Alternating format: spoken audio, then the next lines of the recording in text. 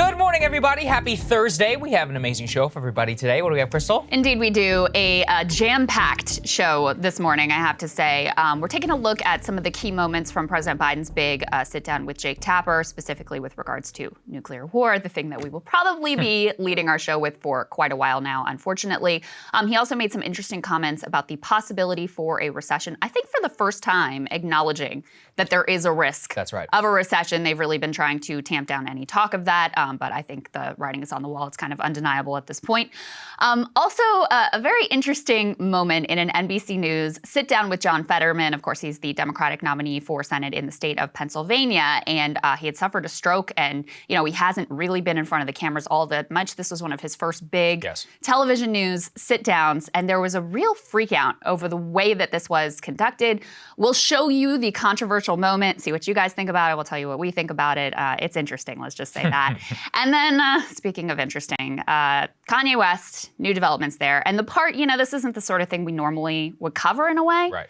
The musings of basically someone who needs to be on medication. But there was interesting revelations about what was left out of his interview with Tucker Carlson, which I think says a lot about the cable news propaganda machine. So we'll get into all of that. We also have Congressman Ro Khanna. He's going to be coming in studio to talk about ways that he thinks the administration should reset and totally change their relationship with Saudi Arabia in light of everything that has happened there. So we're going to get to that as well. But before we jump into any of that, a couple of announcements. First of all, Live show. Chicago. This weekend. It's happening. We got our tickets. We've got our hotel reservations. Yes. We've got our show plan. We've got our clips pulled that we're going to play during the show, all that stuff. And it should be a really fun one. It's going to be a little bit different than the shows we've done in the past, if you guys have been to any of those or watched what we've posted from them online. So it's going to be exciting, and I'm thrilled to be able to go and do it. Yeah, we're really excited to have it. I think that people are really going to enjoy it. As we said, we learned a lot from Atlanta. So there's still a couple tickets on sale. You can go and buy them. Link is down in the description. Also, Counterpoints. So Counterpoints is going to be, you're going to be seeing quite a lot of these folks in the next couple of days. They're just so amazing to have. We should mention that. So since we have to go to Chicago, and we also have to do like this business thing on Tuesday as well, that we'll just, Anyway, we're a little stretched thin. So we're gonna have Ryan and Emily. They've been doing such a fantastic job with Counterpoints. We're gonna have them fill in for us on Monday and Tuesday. So you will be seeing a lot of Ryan and Emily over the next couple of days. The feedback on the show has been absolutely phenomenal. I think they're doing a great job. I love the topics they pick. I love the vibe between them. I love the way they structure the show. So this is the last week, though, where you can get the Welcome to Counterpoints discount that we've been offering. Discount, 10% off. Link is down in the description. Helps fund our expansion and so much more. It really is just so helpful to us. And it's perfect. We have a business travel that we have to do on Tuesday and on Monday as well. And so we're like, well, look, instead of just going dark, we have them that we can lean on, so you guys will not be without a certain fix. Okay. Indeed. Enough of the administrative. Let's get to the show. So obviously, the top of mind for all of us, nuclear war. What are the developments with regards to Russia, Ukraine, the United States, and its posture? President Biden sitting for an interview with CNN's Jake Tapper, making some news. Let's take a listen. How realistic is it, do you think, that Putin would use a tactical nuclear weapon? Well, I don't think he will, but I think it's irresponsible for him to talk about it. The idea that a world leader, one of the largest nuclear powers in the world, says he may use a tactical nuclear weapon in Ukraine, the whole point I was making was it could lead to just a horrible outcome. And not because anybody intends to turn it into a world war or anything, but once you use a nuclear weapon, the mistakes that can be made, the miscalculations, who knows what would happen. What is the red line for the United States and NATO, and have you directed the Pentagon and other agencies to game out what a response would be if he did use a tactical nuclear weapon, or if he bombed the Zaporizhia nuclear power plant in Ukraine, or anything along those lines? There's been discussions on that, but I'm not going to get into that. It would be irresponsible for me to talk about what we would or wouldn't do. Have you asked the Pentagon to game it out, though? I mean, just in case? The Pentagon didn't have to be asked. Do you think Putin is a rational actor? I think he is a rational actor who's miscalculated significantly. I think he thought, you may recall, I pointed out that they were going to invade, that those 100,000 or more troops there, and no one believed that he was going to invade Ukraine. You listen to what he says. If you listen to the speech he made after, when that decision was being made, he talked about the whole idea of he needed to be the leader of Russia that united all the Russian speakers. I mean, I just think it's irrational. So if he's not rational, and no, I didn't say he's not rational. You said the speech is what? I think the speech is his objectives were not. I think he thought Jake, I think he thought he was going to be welcomed with open arms. That this has been the home of Mother Russia in Kyiv, and he was going to be welcomed. And I think he just totally miscalculated. Two noteworthy things out of that. One is the obvious that if there's a war game going on as to how exactly to respond. Number two, though, to me, was Biden's insight into Putin's state of mind, which is frankly probably the most important thing. Yeah, because these two men are the only ones who get to decide whether we're going to go into a nuclear war or not. And his answer is really revealing and actually shows us exactly why this is terrifying, which is, well, he's rational, but maybe he's not rational because invading was pretty irrational. And even though you can see how an irrational mind got there, it was still a pretty dumb thing to do. Yeah. And if you miscalculated once, who's to say that you won't miscalculate again? History does not tell us that people who have the hubris, autocratic power that Putin does often are like, you know what? I've learned from my mistake. Right. I'm just going to chill back and not escalate this time around. Well, I think I actually liked Biden's answer here because it gives you a peek into a sort of behind the scenes raging debate that's going on here in Washington. The media and a lot of elite Democrats in particular have been portraying Putin as this like stark, mad, raving lunatic type of figure who, you know, if your assumption is this is a crazy person who is wildly irrational, well, it kind of absolves you of doing anything to try to bring the situation to a close. So I appreciated that Biden clearly, when Jake Tapper said, oh, so he's irrational, he really clearly wanted to make it known that, no, I see this as a rational actor who had irrational objectives, and also I think the key part was really miscalculated the situation. And I think there's a lot of reasons why that could be. I mean, when you are an autocrat who surrounds yourself with a bunch of yes men, then they're going to tell you what you want to hear about your military's readiness and the chances of success and the way you're going to be greeted with open arms like a hero by the Ukrainians so that you can keep your, you know, position close to the king, as it would be. And so it sort of makes more sense to imagine that he was really dramatically misled, dramatically miscalculated, and now is backed into this corner where, you know, when anyone is backed into a corner where they feel their life, their power, their like all the things they care about are at risk, then people start behaving in these erratic ways. That's why there's this concept in foreign policy of gambling for resurrection. That's not because he's a crazy person. It's because he sees himself to be really backed into a corner right now. And that's a sort of situation from the beginning we've been saying you've got to try to avoid. So I appreciated that he made it very clear. His view in that debate over whether Putin is crazy or not is no, this is a rational actor. Well, then that puts the onus on you in part to try to, you know, predict what this rational actor might do in light of the circumstances and try to avoid World War III and a nuclear exchange. Rational and rationality are always, you know, just very difficult concepts to grapple with. I actually think Dan Carlin has done a fantastic job of this. He has an entire series on the bomb where he calls it logical insanity. Like the logical insanity of, you know, war is insane. And so, you know, firebombing of Tokyo, if I were to describe to you the exact circumstances of how 100,000 people were burned in one night, you'd be like, that's the most insane thing I ever heard. And then if I were to tell you the exact logical sequence through which the U.S. Air Force or U.S. Army Air Corps arrived at the way that they decided to carry that, you're like, of course that makes sense to me. So you have to put that in the context of the nuclear bomb and also why the gambling for resurrection. Of course it would make sense in the context of all human history and warfare. You have to update then the consequences of said weapon. And Krystal, one of the reasons I got into this business, one of the reasons I'm sitting here with you is because one of the things I always hated about the press corps and the mainstream press was they never actually just dug deep into the details. And, you know, the Pentagon is where I started out. And Biden gave a speech yesterday about the national security strategy and all of that. And all the reporters did was just quote from his speech in the fact check. I decided to just go read the thing. And inside of it is a very important line inserted yesterday, October 12th, when it was published. Just put this up there on the screen. I'm going to read this for you directly in terms of how the Biden administration officially in the canonized national security strategy has written. Which is something that is required for them to deliver. It's congressionally mandated. Right. It's required by law. Every administration has to publish it in the first 2 years. So here's what he says, quote, "The United States will not allow Russia or any power to achieve its objectives through using or threatening to use nuclear weapons." Now, the reason why I think that that matters is it's spilling it out in pretty unambiguous terms that there will be a response that is very different from where we are right now.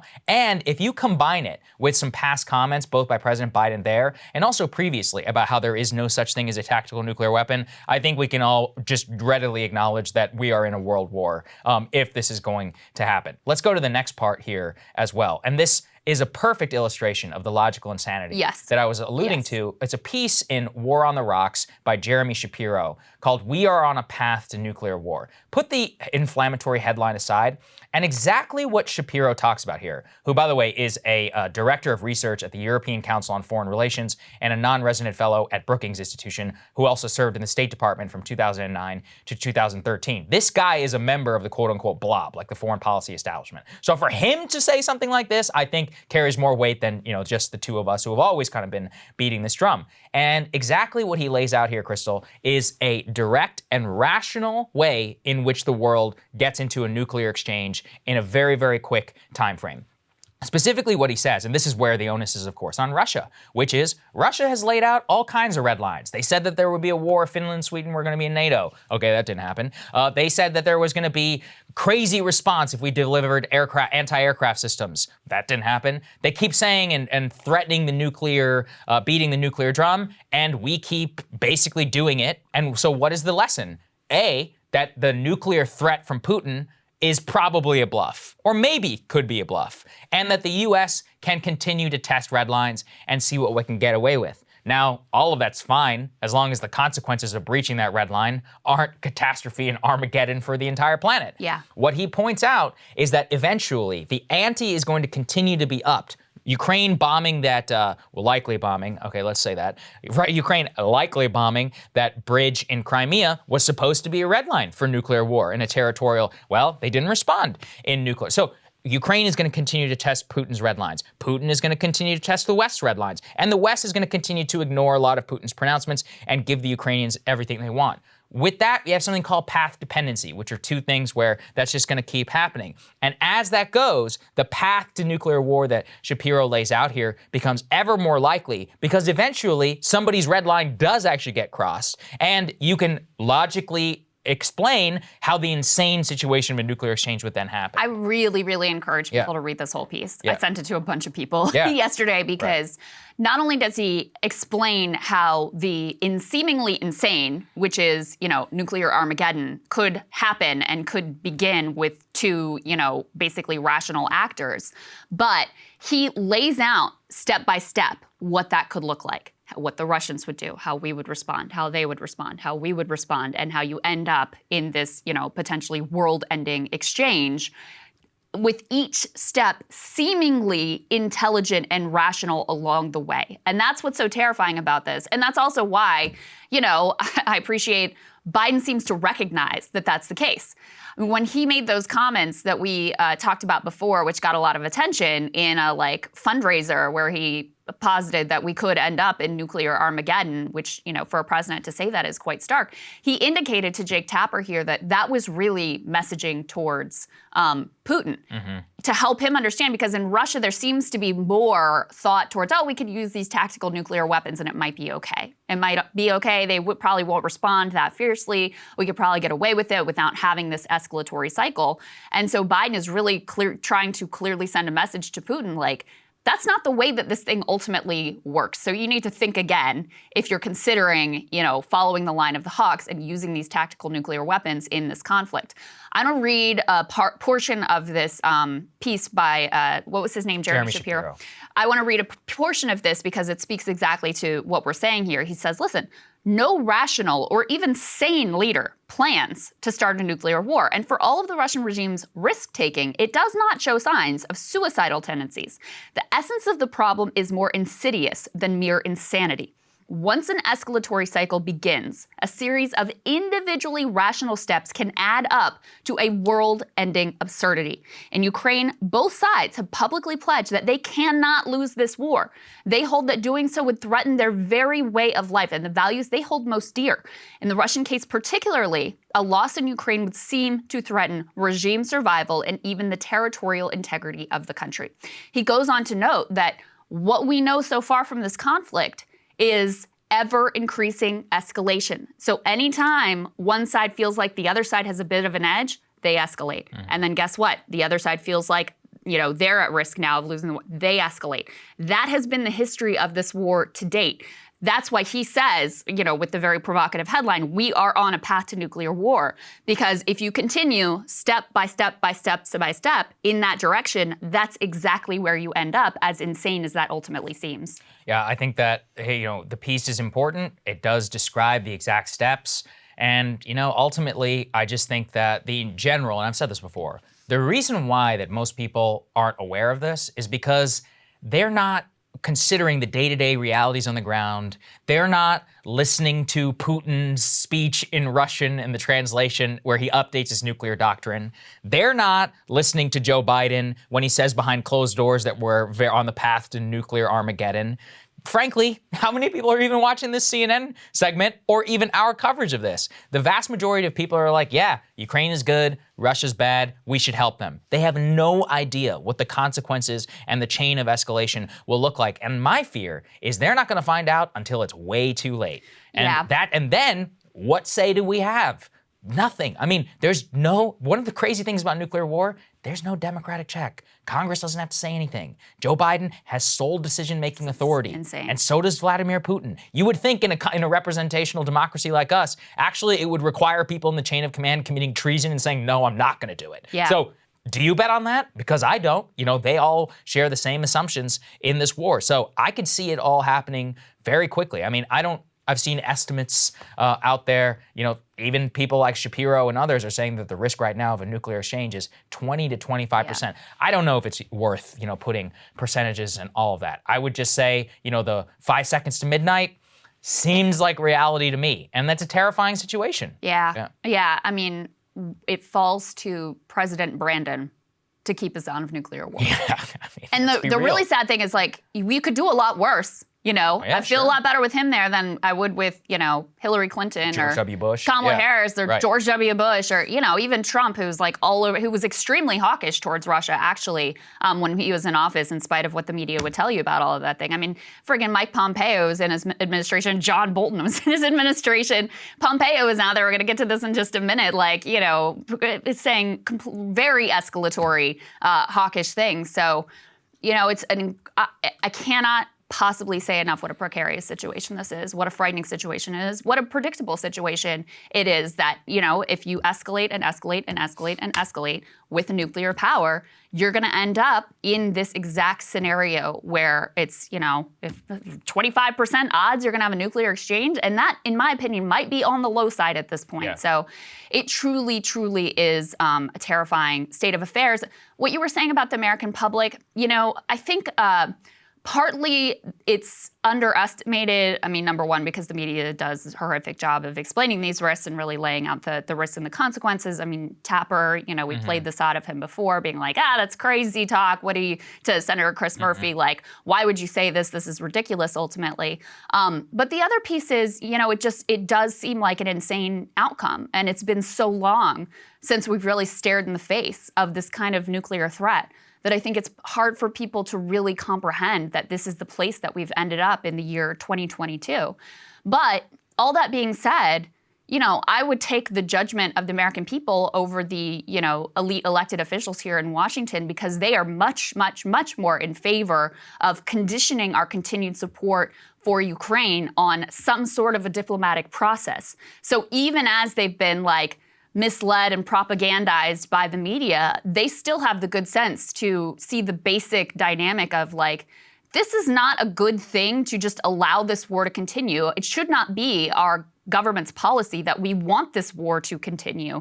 We need to find a way to bring this thing to a close for the good of absolutely everyone around the globe. Listen, if we had an ability to have democratic check, I will always put my faith. Oh, yeah. What I'm saying is I don't think that we have such a check, unfortunately. Let's go to the next part here, and let's put this on the screen just to underscore how exactly this is baked in now to basically the establishment and the foreign policy elite. This was an op-ed which was written by Leon Panetta, former CIA director director under Barack Obama, and the former defense secretary, former White House chief of staff to Bill Clinton. Very, very tapped in figure in his own right. And probably, I think it's fair to say, probably still keeps in touch with some of his colleagues in the Biden administration, many of whom he was once the boss of. So why does any of this matter? Well, he's writing this op-ed to say clearly, quote, if Putin uses nukes in Ukraine, the U.S. must respond with military force. And actually, why I took away so important from this is not only, Krystal, the acknowledgement that the U.S. should respond, which is that the new canard from the foreign policy elite is that if a tactical nuclear weapon of any kind is used, is that the U.S. won't just respond in a nuclear fashion because, as we would under NATO, since we have no obligation to defend Ukraine, but we would instead use conventional military weapons to attack the Russian military. And then they're like, well, then it's Russia's choice if they want to go to nuclear war or not. I guess you could see how rhetorically that means that you're not effectively signing the fate of tens of millions of Americans away. But the crazy thing in this piece is he acknowledges that it would be an escalation, which would likely lead to a nuclear exchange, and still says, yeah, we should just do it anyway. That's what we should do. So I just want people to know, like, this is the former defense secretary, Barack Obama, the guy who, in the movie played by James Gandolfini, who was like, let's go and get bin Laden. This is the guy, not necessarily known as a neocon hawk, even in his time in Washington. And this is what he's writing in Politico magazine the way that you should always interpret these things are twofold. A, it's a pressure campaign from the outside. Try to get the people on the inside in order to take your argument seriously. But sometimes it's the other way, which is that they use former officials to actually as a laundromat for their internal thinking as to what the debates are playing out. So I'm watching all of this very, very carefully. And there are two noteworthy things that have happened on this front. First and foremost was the day after the nuclear threat issued, David Petraeus, former four-star, the liberal intelligentsia kind of personified, goes on ABC News and said, absolutely, if that happens, we are taking out a conventional military response on the Russian Black Sea Fleet. Of course, the Black Sea Fleet, of course, there's no follow-up question. Well, Ms. General, would that lead to a nuclear exchange? Right. What happens then? Nobody asked that. Crazy. Second is this piece. So now you have a former four-star, probably the most recognized general in modern U.S. history saying this. Second, we now have a former Secretary of Defense. So I think that we should take these very seriously. On the other hand, we already showed you that clip the other day, which took tremendous courage by Admiral Mullen, who was like, no, we need to have diplomacy. We need it now. Putin and Washington need to sit down at the table. I'm concerned about the rhetoric. So these are all, like I said, these people don't just come out of the woodwork. It's a game that is playing out in Washington in order to massage the Pentagon and shape elite opinion. That's what this is all about. Opinion. And right now, I think unambiguously the Hawks are winning, which is why I want people to know, like, if it happens, I am 99% sure that we will be in a full-blown world war with Russia, which will result in a nuclear exchange. I don't have any doubt about that at all. And that's why, having a real debate and understanding of the facts is incredibly important. I also want to underscore, this is totally bipartisan. So let's put this up there on the screen from Mike Pompeo. Quote, you know how we can convince Vladimir Putin to withdraw from Ukraine? Give the Ukrainians the weapons that they need to win. Why does that matter? Well, that's the former Secretary of State under Donald Trump, Krystal. Right. So we just showed two prominent U.S. officials. Also, by the way, he was a former CIA director, so I'm sensing a little bit of a theme here about what's exactly is getting laundered in public opinion. There are two side-by-side bipartisan responses, making it clear we will not not even back down, because don't even use their language. We will not go to the table and try to forego this, or try to forestall this possible eventuality and move in a diplomatic direction. So without any pressure on that, by the way, which is even with pressure, it would probably still fail. That's the crazy thing, which is that we are not even attempting at something that could give us the off-ramp. It's like we don't even want to see if it's a possibility. And by forestalling that, we're essentially ensuring that the path that we're on continues. The longer we wait, the more steps of escalation that are taken by the Ukrainians, by us, by the Russians, the more difficult it becomes to bring this thing to any sort of a close. Right. Ceasefire, temporary peace deal, whatever it is. The further we go down this path, the more unlikely it is that we can form any sort of negotiation between the two sides. And to go back to what Panetta is saying here of, we should strike Russian forces in Ukraine and basically make sure that Russia is going to lose this war in Ukraine, and in the most maximalist way, pushing them out of the east, pushing them out of Crimea, where, before this war, it was widely acknowledged that Crimea basically wanted to be part of Russia. And this is that part is incredibly important to Russia. So he's saying we're going to strike Russian troops in a way that will basically make it impossible for them to win this war. How do you think that Putin is going to perceive that? I mean, if that is not an existential threat to him and his power and his regime, I don't know what is. So yeah, what do you think the likely response to that is? And going back to that piece that we put up earlier from Jeremy Shapiro, War on the Rocks, this is actually exactly the escalatory chain that he lays out. Right. That is step 2. Step 1 is Putin uses tactical nuclear weapons in some way on the battlefield or even as a demonstration. Step 2 is literally this exact strategy, this exact thing that Leon Panetta is suggesting that we do. And he says that the next thing that is likely to happen is that they will see a direct NATO attack on Russia or Russian forces as confirmation of their view that the West intends to destroy the Russian regime and kill all of its leaders. They say for Russian leaders, this is an ever-present reality. Putin reportedly obsessively watches the video of Libyan leader Muammar Gaddafi's death after he was overthrown by NATO forces. Facing the prospect of death if they do not act to save their regime, Russian leaders will risk launching further conventional and tactical nuclear strikes on NATO troop formations and Ukrainian supply operations in bordering NATO states like Poland and Estonia to signal that Russia is willing and able to defend itself despite the risk of strategic nuclear escalation. Yeah. So, and then you're off to the races. That is the way that this chain could unfold precisely. And again, none of that is, each step doesn't seem totally insane, but the place where you end up is literal global suicide. So these things that are being suggested by the supposedly, sober minds, the serious, the serious credentialed folks in DC are total insanity if you care about, the future of the globe. So the fact that you have, once again, this hawkish bipartisan consensus, and for all of, some of the rhetorical things Biden has said that I've appreciated, saying we don't want to get into World War III, sounding the alarm about nuclear Armageddon, some of the comments that he made to Tapper about, hey, I think Putin's a rational actor. The fact remains that the policy has been one of escalation, escalation, escalation, and a total unwillingness to push Ukraine to sit down at the negotiating table. Yeah, and unfortunately, the Ukrainians themselves, and look, this is an existential battle for them. They're actually preparing. Let's go and put this on the screen. Quote, some Ukrainians are bracing for the possibility of a Russian nuclear strike. Fears across the capital and more of severe retaliation grew after the attack on the bridge to Crimea.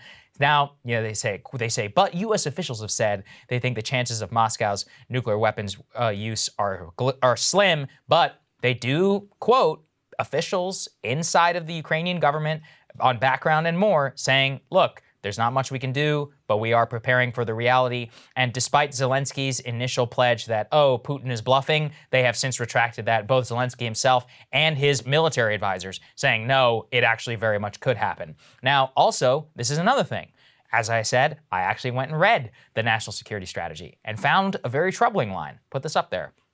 Here is it, straight from the mouth of the U.S. military. They say, quote, Russia's conventional military will have been weakened, which will likely increase Moscow's reliance on nuclear weapons in its military planning, effectively saying that the current situation on the battlefield for Moscow means that they are going to become more reliant on nuclear weapons, both strategic and tactical, in order to achieve their overall war aims, meaning that the likelihood of the strike is actually higher whenever you read this document. So that was another one that slipped out to me. And then finally, let's put this up there, which is from the Washington Post. Again, we're reading these former officials, private U.S. officials. Here's what they said, quote, privately, U.S. officials say that neither Russia nor Ukraine is capable of winning the war outright. They say they do not know what the end of the war looks like or how it might end or when, insisting that is up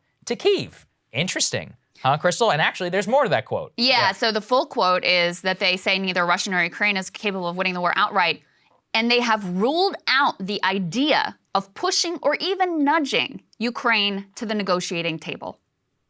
So the official policy of the U.S. government is just continue on this path.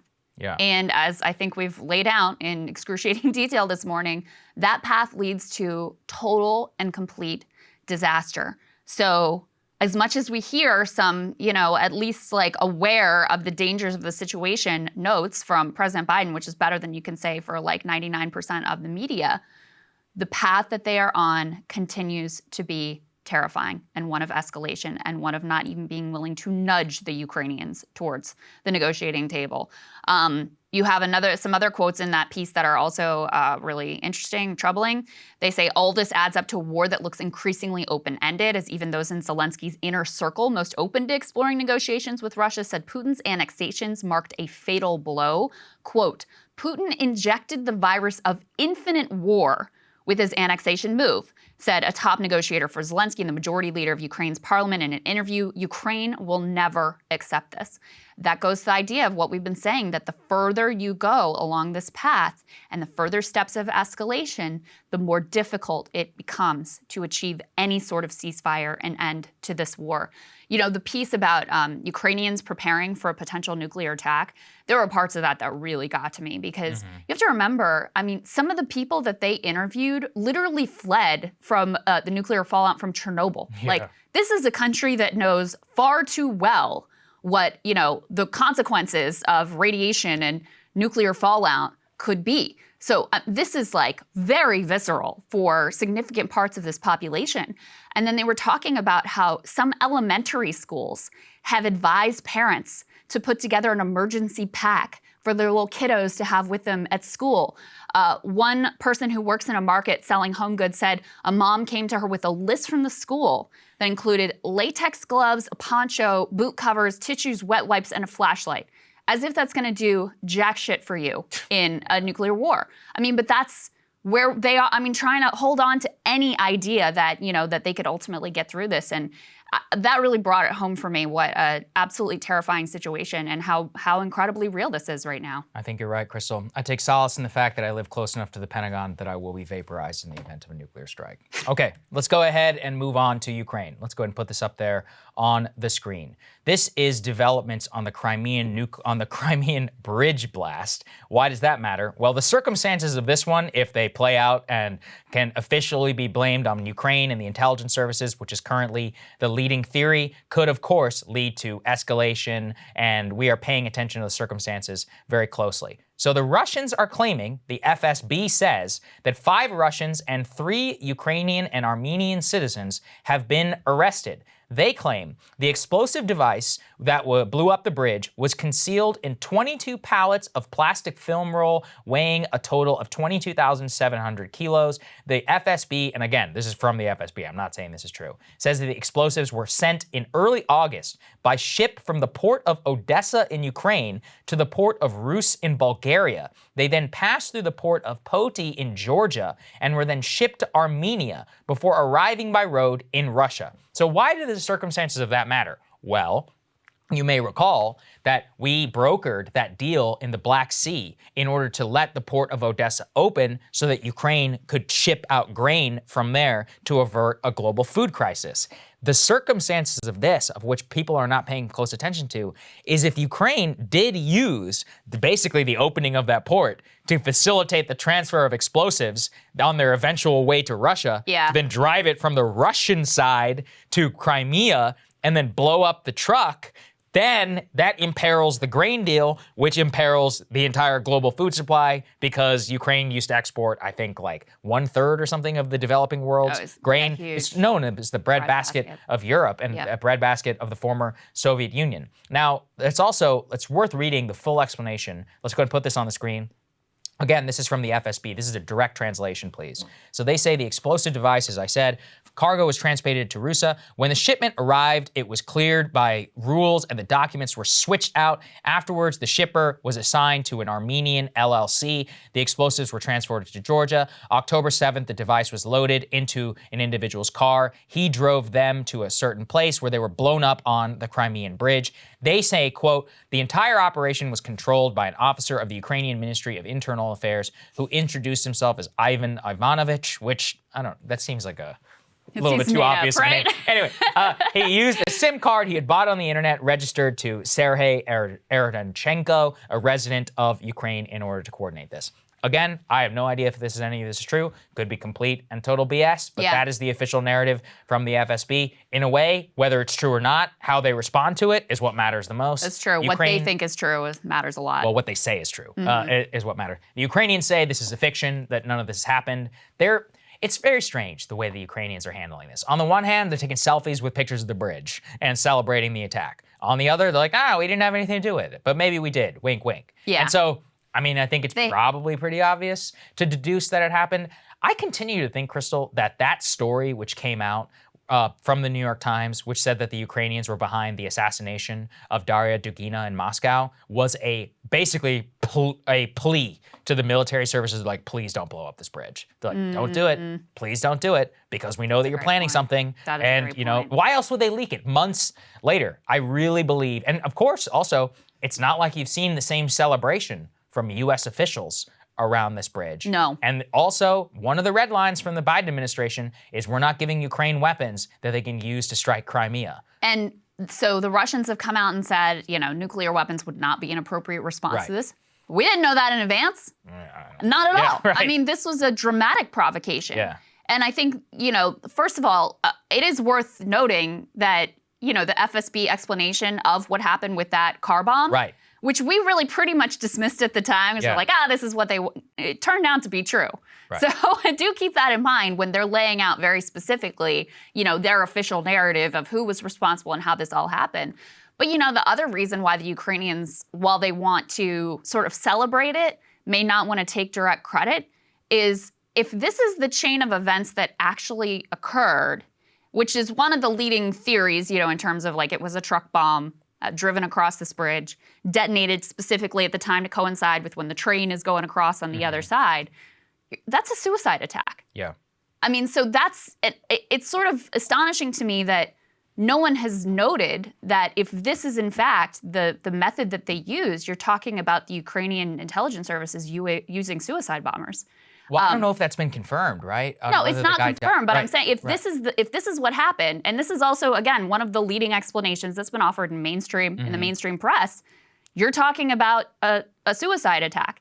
So that may be another reason why they don't really acknowledge that they're potentially using these sorts of tactics. That would be crazy. Right? True. Yeah, I was telling you and it's crazy to me that no one has even mentioned that. Yeah, if it's true, I said to you, non-Islamic use of suicide bombing is just incredibly rare. Like, the Tamil Tigers, I think, are one of the only groups that have ever done it. I'm racking I took a course on this actually in college, the evolution of suicide bomb. And as far as I know, this would definitely enter the textbooks as one of those. Yeah, as the use of a tactic. And that would show you just how extraordinary it is if it were employed in warfare here. And that's why the Russians are calling it a terrorist attack. Which makes sense. We shouldn't forget this. Russia actually has its own suicide bombing problems with a lot of the Dagestani population. Yeah, and more that people in Moscow have suffered before, the people in the provinces and more have used. So listen, I just want to be clear. This isn't confirmed. I'm not saying that is what happened, but it is one of the leading theories that's been laid out in the press without them ever going that next step and saying, and that would mean it was a suicide attack.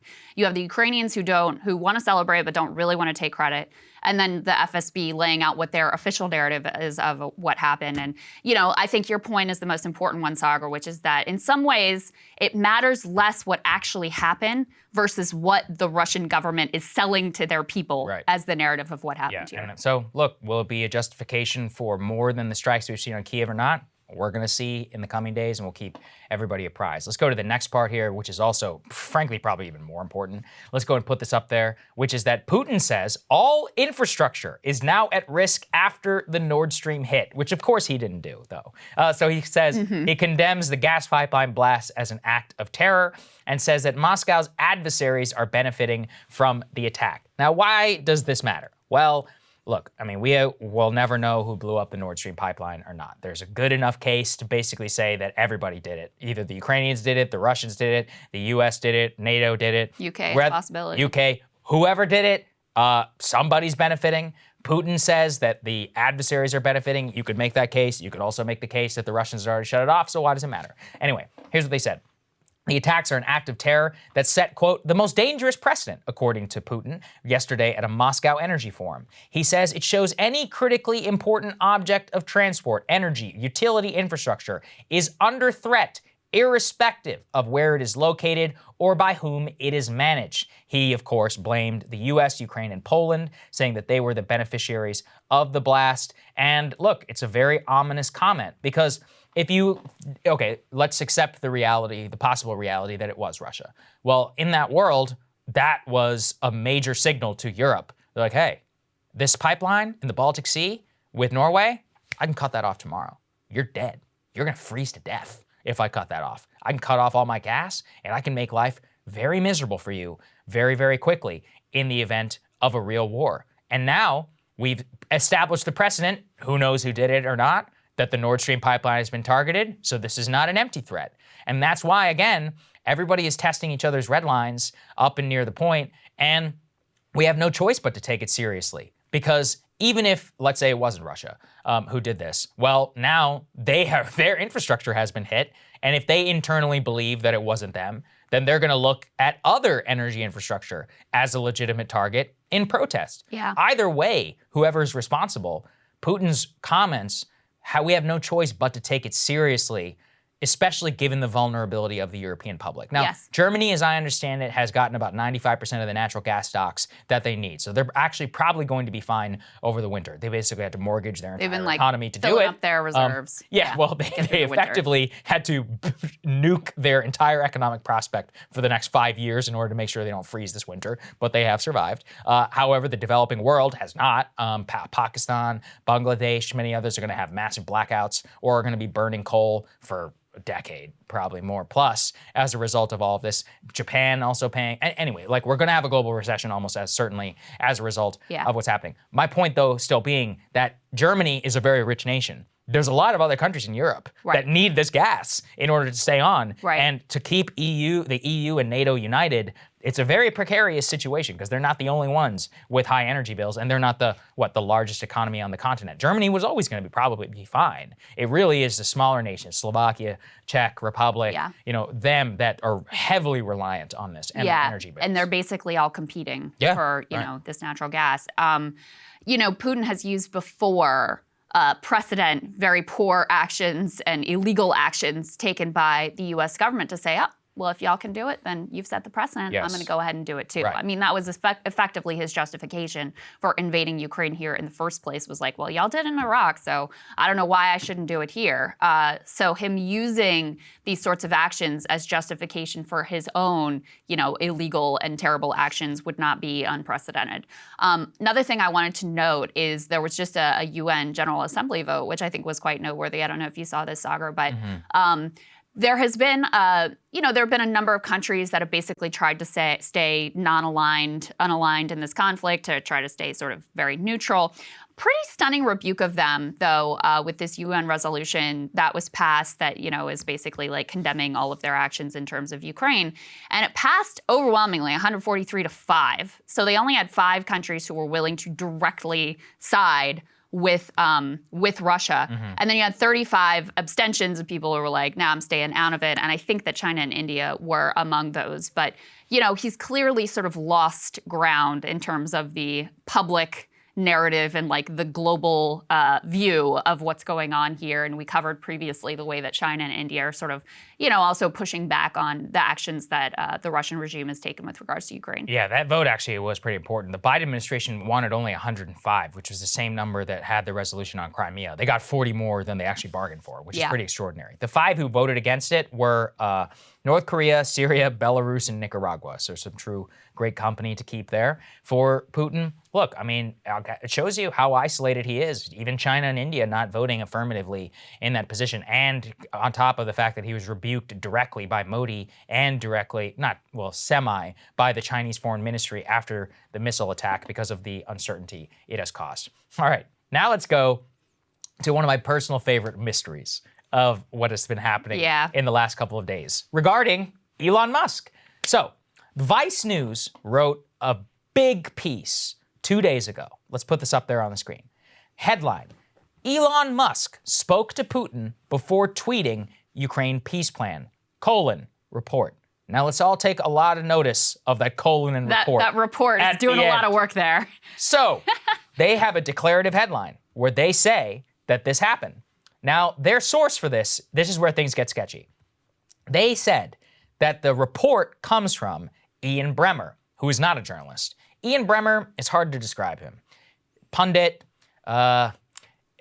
international affairs explainer to the neoliberal elite. He kind of runs a global information firm where rich people pay him to figure out geopolitics and tell him the inside scoop of what's going on. All right, that's the best way. He's made himself fantastic. Washington Insider type. More like global insider. Like he's always on the phone with world leaders and all these other people, and he has a big profile on MSNBC, etc. My point is that he's not a journalist, so that's why it's a little bit sketchy, and he has been caught in the past kind of massaging the facts when trying to push a narrative in a certain direction in order to fit his worldview. Anyway, so all of this goes back to Ian Bremmer. Now, Ian Bremmer apparently wrote in an email to his subscribers, his paywalled subscribers, that Musk had told him that Putin was prepared to negotiate, but only if Crimea remained Russian, if Ukraine accepted a form of neutrality, if Ukraine accepted the Russian annexation. According to Bremmer, Musk had said that Putin had told him these goals, that they accomplished no matter what. Now, what's weird, though, is that Bremmer claimed that conversation with Musk had happened 2 weeks before. So way before the Twitter poll. So allegedly, in Bremmer's timeline, Musk has spoken to Putin in some undetermined period of time, 2 or 3 weeks ago, then decides to just tweet this out of the blue. And then this was picked up as confirmation that Elon, whenever he was proposing his peace deal, which by the way, was on Twitter as a poll, was stupid in its own right, but let's put that aside, that he was spouting, quote, Russian talking points, not his own feelings about what's happened. So it was tweeted to great acclaim, proof that Elon is an asset, foreign asset, why he should be prosecuted as the Hatch Act, all this stuff. Jesus. But then something crazy happened. Elon denied it. Let's put this on the screen. So he comes out, someone said, Elon, is this true? He says, no, it's not. I have spoken to Putin only once. That was 18 months ago. The subject matter was space. Now that's where things got really interesting because I mean, you tell me what you think, Krystal. It's possible Elon is just straight up lying, that he did speak to Putin or not. I personally, though, find it very hard to believe, given the fact that if it had happened, I have almost zero doubt that the NSA would have leaked that at the time. Remember Michael Flynn, whenever they were monitoring his communications with a national security advisor, or with the Russian ambassador? Yeah. I just have to believe, and maybe I'm naive, but the intelligence services are monitoring every phone call that the Kremlin takes from basically the entire world, and specifically the West. Yeah. And if it were to involve the world's richest man, I think that phone call, especially if he denied it, was going to be leaked by the intelligence services. I don't personally see a world where you could lie about that and get away with it. Anyway, then what happened is Ian Bremmer now is sticking by his story, but he's massaging facts a little bit. Let's put this on the screen. He says, Elon told me he had spoken with Putin and that the Kremlin talked directly about Ukraine. He also said that he knew what the Kremlin's red lines were. I've been writing my weekly newsletter on geopolitics for 24 years. I write honestly without fear or favor. This week's update was no different. I've long admired Musk as a unique and world-changing entrepreneur, which I've said publicly. He's not a geopolitics expert. Also, and I think Musk replied to that. Musk replied and said, nobody should trust Bremmer. And then the Kremlin was asked, they said, hey, have you ever talked to Elon Musk? And they're like, no, we've never talked to Elon Musk. So anyway, look, untrustworthy characters all around. Yeah, well, that's I don't know what happened. I don't have much to say about this because I don't trust any of these people. That's the problem. I think that's why I love this story. The only thing I can really say is that with Vice, I don't even have a problem with them reporting that Ian Bremmer is telling this to his basically elite audience. Yeah. But it needs to be much more clear that, number one, they have not verified this. Number two, they say they reached out to Musk for comment, he didn't get back to them, whatever. But you should be leading with the fact that this is a wholly unconfirmed report authored by one dude. Right.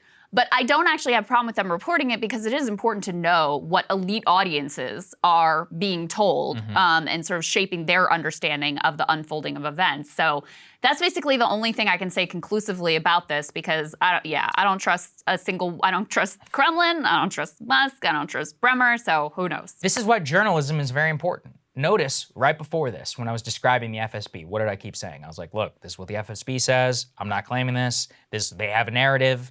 these are untrustworthy folks, Yes. and here's the other side.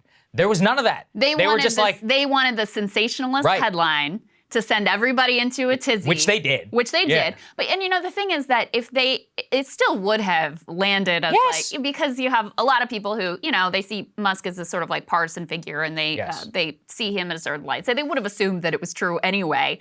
But you got to lead with the fact that this is a wholly unconfirmed report and soft pedal this a little bit more, whereas they were really trying to go for like the clickbaity, most sensationalist, most maximalist headline. If you want to run that headline, you have to get confirmation from Elon Musk. You have to. You cannot say spoke to Vladimir Putin. You cannot say that. Otherwise, I think you have that to it's say, enough to just say report You on have the to end. say Ian Bremmer claims Musk spoke to Putin. Yeah. That's what you have. That has Yes. to be the headline. Or report, geopolitical analyst claims Musk said X. You can't just run it without confirmation or at Yeah. the very least without comment. It's outrageous. It's a he said, he Yeah. said. That's It's- what it is. And you got to portray it as Right. such. And so look, we don't know. I mean, personally, here's what I think happened. I think either Musk lied to Ian Bremmer or Ian Bremmer misunderstood. And I think all of this probably happened in some weird off-the-record background conversation and then eventually got lost in translation Yeah, to that's the public, definitely impossible. causing embarrassment for both men. Personally, that's my takeaway, but it is I mean, a sad Musk is commentary. an odd communicator, so you could kind of imagine how, he was listen to him on Joe misunderstood Rogan? or Bremmer heard what he wanted to hear or something like that. Yeah, you ever listen to him on Joe Rogan? It's like he takes like 12-second. I listen to 3.5 speed, and I'm like, man, this guy's pausing a lot. So I'm like, I can't even imagine what it would be at normal. Anyway, so that's a takeaway from something that you may have heard. Whether it's true or not, no clue. But it is Who a knows? commentary on the press. Anybody's guess. Yeah. All right. So let's get to another noteworthy part of that Biden sit down with Jake Tapper, where he was asked about the possibility of a recession. Let's take a listen to what he had to say. The economy remains top of mind for voters. JP Morgan Chase CEO said the U.S. is likely to enter a recession in the next 9 months. Bank of America says the U.S. could start losing 175,000 jobs a month. Gas prices are on the rise again. Should the American people prepare for a recession? No. Look, they've been saying this now. Every 6 months they say this.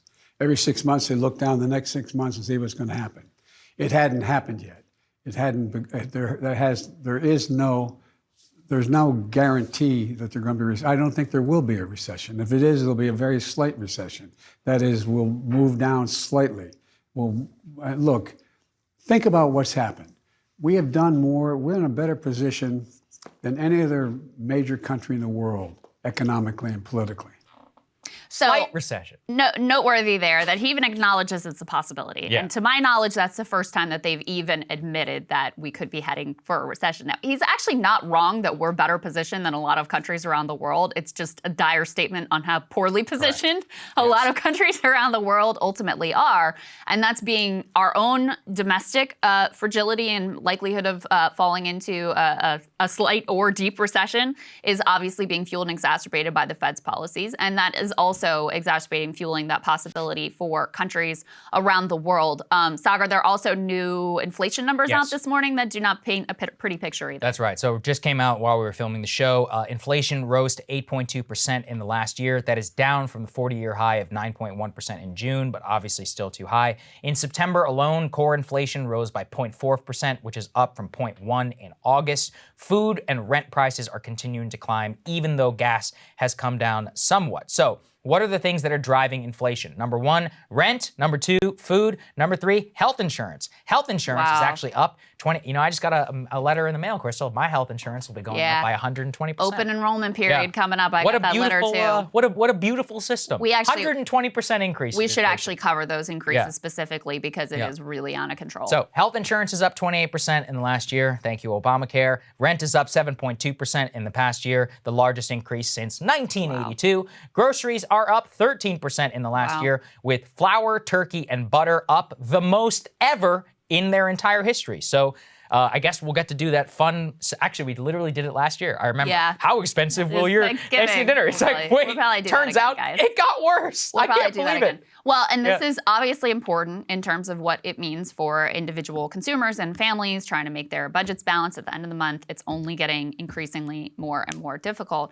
It also matters a lot in terms of what the Fed is going to do because they're going to look at these numbers and they're going to say, so it already was basically set in stone that they're going to lift rates again by 0.75 0.75 points. That is an extraordinary hike. I think it'll be the fourth time that they've lifted them by 0.75 points.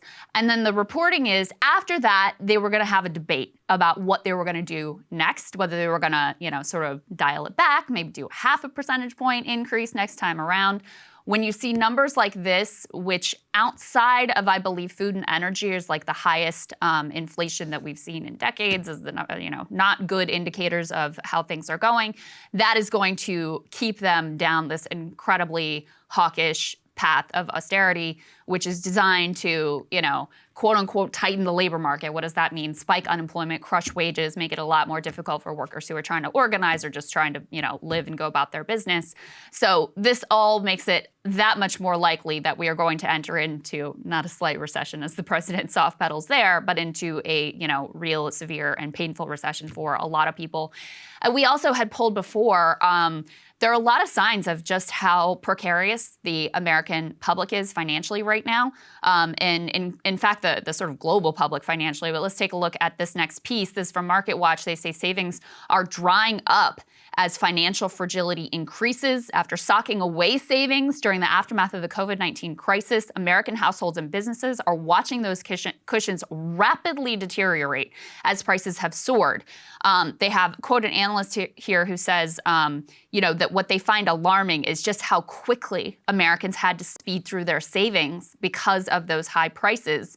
This is all according to the latest rating of S&P Global Ratings Financial Fragility Indicator rose rapidly during the second quarter this year, fastest pace of deterioration since the financial crisis of 2008, and before that, the dot-com crash back in 2001. So to summarize here, people benefited from the pandemic programs. They actually were effective in helping to cushion the blow of, the economy shutdowns and the loss of jobs and all that was going on then. Plus, people were at home; they just weren't out spending as much money. Now that that has ended and all those programs have been pulled, and then you also have inflation stretching budgets and wages not even coming close to keeping up with inflation. You have people burning through their savings like crazy. All of those bank accounts ultimately being drained at the fastest pace of deterioration since the financial crisis of 2008. And not a pretty picture. A fun warning for the IMF. Put this up there. I just love this headline. The worst is yet to come from the IMF. Cool. Thanks, in IMF. Its growth outlook for the 2023 interest rate increases will spur a harsh global recession, is what they say. They say, quote, "We are headed for stormy waters," in the World Economic Outlook published by the top officials at the IMF. Yeah. So look, I mean, the crazy thing about these is that in many ways they're feedback loops, which is markets will drop on as a result of the predictions. That's so right. it's, it all just spurs together. And then something else that we've also been tracking very closely, Krystal, U.S. mortgages are now at a fresh 16-year high. Put this up there. Wow. 6.81%, making it nearly impossible to finance a new house. It's just crazy. The refinancing applications are down to a 22-year low. Wow. Meaning that if you own a home and you're paying a mortgage, you ain't moving anytime soon. Because to sell your house, you'd be a fool. And to give up and get a new mortgage, you would also be a fool. Yeah, you'd have to be crazy to sell your house if you have, a low interest rate, which they were low. They were extremely low not so long ago. If you had that locked in, and then to move, I mean, you would have to buy a house that's like so much less than the house that you're already in to be able to afford it. At these rates, it's hard to overstate how much the increase in mortgage rates makes housing wildly unaffordable for most people. And so you mentioned the inflation numbers, rent prices going up. I mean, this is also directly tied into this because if you have people, being pushed down and being able to buy homes and being able to afford homes, well, then you have a larger renter population and that increases rent prices. So it is like bad for everybody all the way around, unless you're someone who has, millions in cash and can go snap something up without having to get a mortgage or permanent capital. I think we covered how these home builders are making deals, selling their new houses at like cut rates, 15-20% off to these large Wall Street firms, so that they'll be able to in a position to make a bunch of money on the other side of this thing. But for literally everyone else is getting screwed here, and it's no accident that. The numbers just on the political front, and we're going to transition to another political story here in a minute, with Fetterman. The CNN most recent poll has only 22% of Americans rating economic conditions in the country as good. 41% say the conditions are poor. 37% say they're very poor. Half of Americans say Biden's policies have served to worsen economic conditions. 26% say they have improved conditions. 24% say they've had no effect. And actually, that's actually a little bit of an improvement for Biden from a poll taken back in April and May, when only 19% thought that Biden's economics policies were helping, and 55% said they were worsening conditions. So I guess some of the things that he has done have at least made an impression. Probably mostly of the movement, I would guess, is with Democrats who have been happier with him lately. But, you know, in terms of the political landscape and where things are headed for the fall, you know, this is a pretty dire portrait of the reality for Americans and how they're feeling and where things are ultimately headed. Yeah, absolutely correct. Okay, let's get to this little controversy involving John Fetterman, who, of course, is the Democratic nominee for the Senate in Pennsylvania.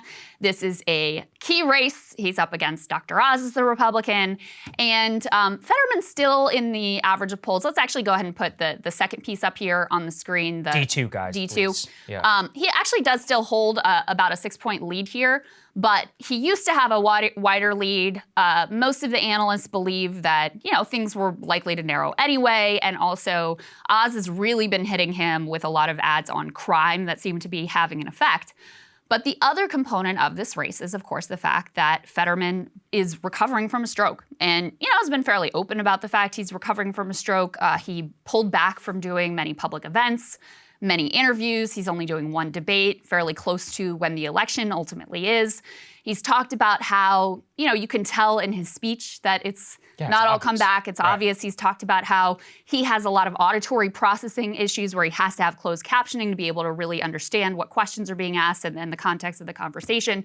So all of that is ongoing and very open question over how voters are going to feel about that as they head into the polls. So, and one of his first big sit-down interviews since the stroke, he sat down with a reporter for NBC News.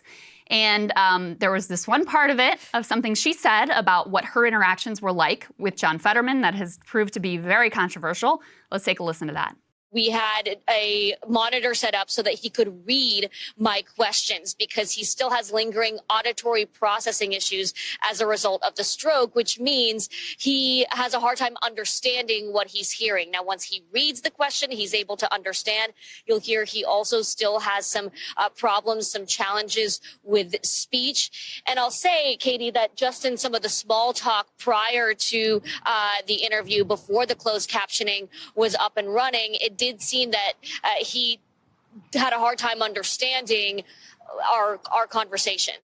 Okay, so this was seized on by some like right-wing outlets and by the Republican Party. They clipped on that part and were like, you know, sharing this. And this provoked a huge, huge outcry saying like basically it was inappropriate. At her. At the reporter. Yeah. It was inappropriate for her to say this, that it was ableist, et cetera. And I'll tell you my opinion, then I want to hear from you because I know you had a strong reaction to this as well. Very strong.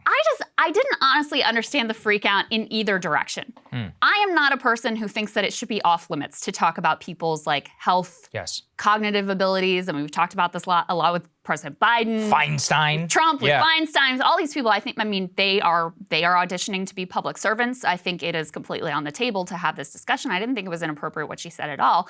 I also didn't see it as this great like gotcha that the right sort of wanted to portray it as, because he has said very clearly, I need the closed captioning. I have trouble, you know, with auditory processing. You can see if you watch the interview, he's clearly capable of like understanding what's being asked and formulating cogent responses. He just needs the closed captioning. So I was like, he said he needs the closed captioning. You're saying he needs the closed captioning. That's perfectly consistent with how he's portrayed things. So I think if we had locked it in there, I would completely agree. Yeah. It's the outrage at her, which is driving me insane, because the smear campaign, which has been directed at that interviewer, Dasha Burns, is outrageous. They are attacking her as some like anti-disability, ableist, like activist. Did she say anything about you shouldn't vote for the guy because he needed closed captionings. Is that what she said? No. She reported the truth, which is he seems to have trouble understanding what I'm saying without closed captioning. That's up to you in order to consider that. By the way, I actually do think it's a huge problem. You could say otherwise because he is not forthright about his medical condition. No, I don't agree with that at all. Well, I no, mean, Krystal, he's only saying that he has trouble with auditory processing. He refuses to say whether he has problem with his cognition and will not release his medical records. He's said very clearly. Yeah. I mean, he's released things from his doctor that have said, and you can tell from the interview, he doesn't have any problem with cognitively like responding to it. He says, I have trouble when processing, from an auditory perspective. I need the closed captioning. I don't think that's an issue. And frankly, I also don't think that it's been an issue for voters either. He has been upfront about that. So that's why when I look at this, I'm like, what's the gotcha? She's saying he needs the closed captioning. He's saying I need the closed captioning. I actually appreciate that he's been candid about that and hasn't been trying to hide that he is in the process of recovering. Well, I just disagree because he refuses to release his most updated medical records, and the fact is that he could have had cognition problems, and we have no idea. Until a medical doctor says it. He's submitting himself to interviews, so we can see that he doesn't have cognition problems. We don't. I mean, he actually just. I mean, whenever he's replacing words and can't place things correctly, you also have to be you also have to be even-handed here. I mean, he just sat for a big editorial interview with the Philadelphia Inquirer that Dr. Oz is unwilling to do. Mm-hmm. So he's actually subjecting himself to more public scrutiny than Dr. Oz is in terms of what his views are and how he would handle these things. So the freak out about he needs to be more transparent. No, to me, he's sitting for these interviews. This is not the only one that he did. He's done a bunch of them. He has submitted himself to much more mainstream sort of press inquiry and transparency than ultimately Dr. Oz has. So I think that's a very unfair characterization. See, I'm not going to say that Oz shouldn't do the interview. What I'm saying is that you can't rule out cognition problems unless a doctor says so. He refuses to release his medical records that say it to the otherwise. This is one of 100 jobs in the world. It's a tremendously important job. And frankly, saying that a guy who has very obvious brain damage, and that's literally what this is, you can ask Dr. Sanjay Gupta, who did a whole segment on this, that's a real issue. I mean, this is a very important job. It requires a lot of stress. Yeah, but again, I actually think it's more important to know what your stances are on issues and how you would vote. And that's what Oz has shielded himself from having to answer any real hard questions on, because he knows that the piece on abortion in particular is very uncomfortable. So the outrage about Fetterman, who is out here subjecting himself to public scrutiny, in a very transparent manner, seems completely out of step with the treatment of Dr. Oz, who's allowed to not sit for these interviews, not subject himself to press inquiry, and gets a pass. I just don't agree with that. I'm not going to give Dr. Oz a pass either. Yeah. He should sit down for an interview. And he's not doing it because he's also scared of his position on abortion. Let's be very Yeah, that's obviously what's happening here. Yeah. Here's the other thing, and I think we probably disagree on the politics of this as well. The polls have tightened in this race, something that we expected would happen all along. It's Pennsylvania. No candidate was going to win this state by 10 points. Right. That was just never going to be realistic. But I don't think it's the stroke recovery thing that's been an issue for him. I honestly don't think that voters care that much about this stuff. I mean, we saw this with Biden as well. They took a look at this guy. They're clearly he's slowing down. But you know what? I still prefer him over Donald Trump ultimately. I honestly think it's been the ads hitting him on being quote unquote soft on crime that has been much more effective. So I'm not sure it's even a smart strategy. In fact, I don't think it is a smart strategy for Republicans to really hone in on this component as their main line of attack against Fetterman versus, some of the things that they've gotten traction with on crime. That I agree. I mean, look at the data. How many ads are they running about his brain damage? None. How many ads are they running about crime? All of them. So I'm only looking at this in the vacuum of the people who are basically trying to smear this poor woman for just doing her job. I would have appreciated seeing this for Dianne Feinstein, for Strom Thurmond. This is the problem, which is that we have these, quote, norms where we're supposed to just bow to whoever these quote unquote disability activists are and not actually and accurately describe people's mental. If you want to vote for him, be my guest. Me personally, I already had hangups about Fetterman, so I'm already biased, right? Right. I'm trying to put myself in a position. Look, somebody who I really liked and had brain damage. Honestly, I don't think I would vote for them. To me, what his positions are on, health care, drug prices, marijuana legalization. There's a million things that he supports, which are much more in step with my views.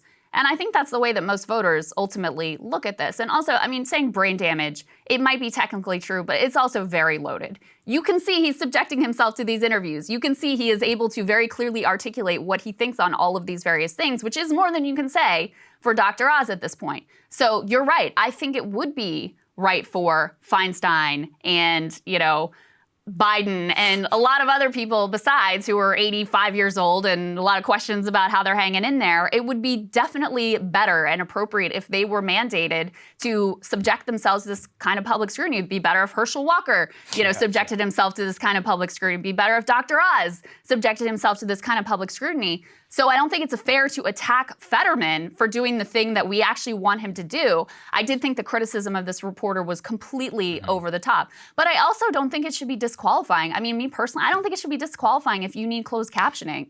If you're hard, there are a lot of people who are hard of hearing. There are a lot of people who are deaf who might struggle with. I don't think that it's hard to have like an accommodation to have closed captioning doesn't seem like a big deal to me. And if it doesn't exist, it should exist because people who are deaf or hard of hearing should not be shut out of public office just because they have trouble, reading lips or understanding what's going on without having that accommodation. Totally. Look, if it's only closed captioning, fine. But look, there's a lot of questions, and he's much more at risk of having another stroke. You never know. As I understand it, with these events, it can also lead to follow-on brain.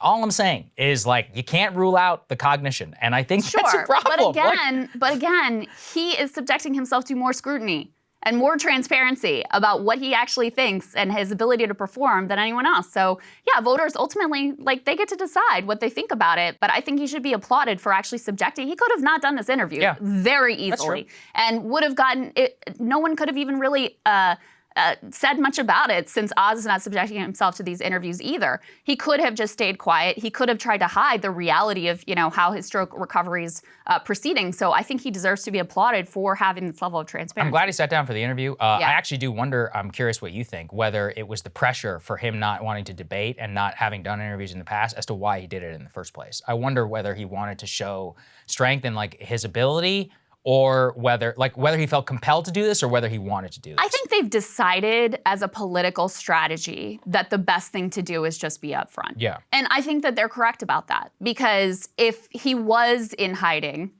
and not doing interviews and not being upfront about the fact hey, I need closed captioning, for the debate and I need closed captioning for these interviews, and he did a couple podcast interviews where he needed the same thing, I think it would actually fuel this direction more because it would raise more questions. Then you could paint whatever portrait you wanted to paint.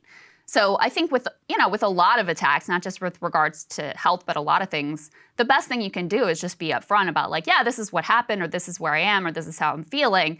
And then it takes some of the teeth out of the attack. I will also say that he raised $1 million in a day after this interview because there was so much backlash and controversy around it and whatever.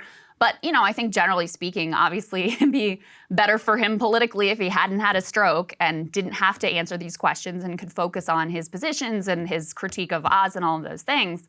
But, I think he's sort of taken the best possible political strategy of being candid about how things are going that he possibly could. Yeah. I want to see how he does in the debate. That's going to be interesting. Yeah. Okay. All right. Speaking of mental. Let's talk about Kanye. Speaking of brain damage. Yeah.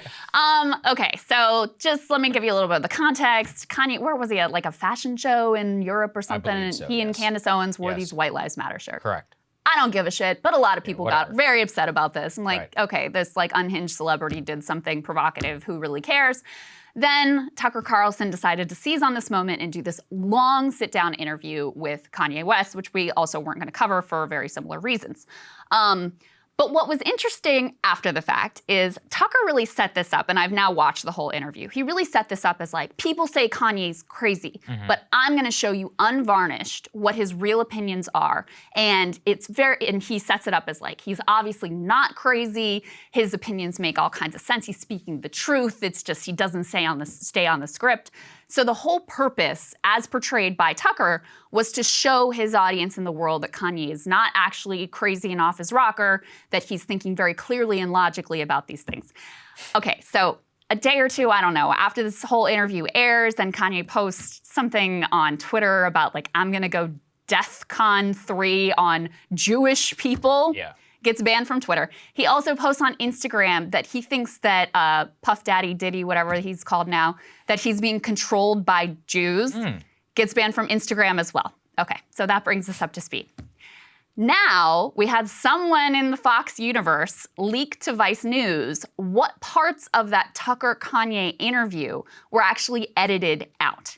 And it is very revealing because he chopped out, first of all, like 4 or 5 different just like over-the-top anti-Semitic comments, like really blatant anti-Semitic comments.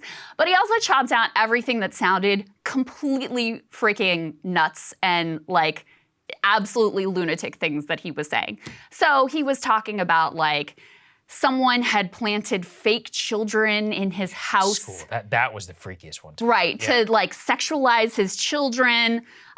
He talked about like these energy cities that the Lord has told him he needs to create. I mean, he had all kinds of conspiracies. There's this like 7-minute long story literally that he tells about his friend who died of cancer, and Kanye's constructed this whole elaborate conspiracy about how elites in Paris conspired to take this guy out.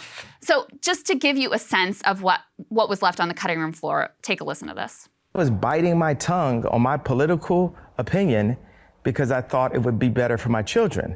And now you look up and my kids are going to a school that teaches black kids a complicated Kwanzaa. I prefer my kids knew Hanukkah than Kwanzaa. At least it will come with some financial engineering. Think about us judging each other on how white we could talk would be like, you know, a Jewish person judging another Jewish person on how good they danced or something. I mean, that's probably like a bad example when people are gonna get mad at that shit. But another thing that they do that I probably want to edit that out. Probably not like that. Okay, so, you know, I was talking to Ice Cube today, and we got really beat up in 2020 for saying we need to approach things a different way and not just be trauma drunk. Right. Which is a term that God just hit me with in the past couple of days. We are no longer trauma drunk. We are no longer trauma drunk, and we're no longer trauma bonding, and we're no longer woke in the sense of what woke is, because woke is just complaining about racism, but not doing anything about it. So what we're gonna do about it is say, hey, you know what? Y'all not gonna send nobody at me based on my opinion. You asked the question before. It drove me crazy to not be able to say that I like Trump. Planned Parenthood was made by Margaret Sanger, a known eugenics with the KKK, to control the Jew population. When I say Jew, I mean the 12 lost tribes of Judah, the blood of Christ, who the people known as the race black. So what also, okay, another thing that's funny, and actually none of this is funny, but another thing that's interesting is Kanye said at some point that he was vaccinated, that Oh, really? also got cut. Really? Yeah, and he said this thing about, what was interesting to me was the way they cut. So like the Margaret Sanger thing he says there, they left that part in. So they left in the part of the interview where he's like, Margaret Sanger, founder of Planned Parenthood, known eugenicist, founded with the KKK. And then they cut out that whole like, to control the Jew. And by the Jew, I mean, whatever he went on to say. So they were very selective in the way that they cut out anything that was, I mean, the financial engineering thing with regard to Hanukkah, super in. Right. And then he also says this thing that made it into the interview where he says that Trump was the first black president and he's gonna be the first Latino president. And then in the interview, they leave out the part after that where he says, because I get along with them better than some other businessmen, I'm gonna leave it unnamed who they are. Obviously another reference to Jewish people.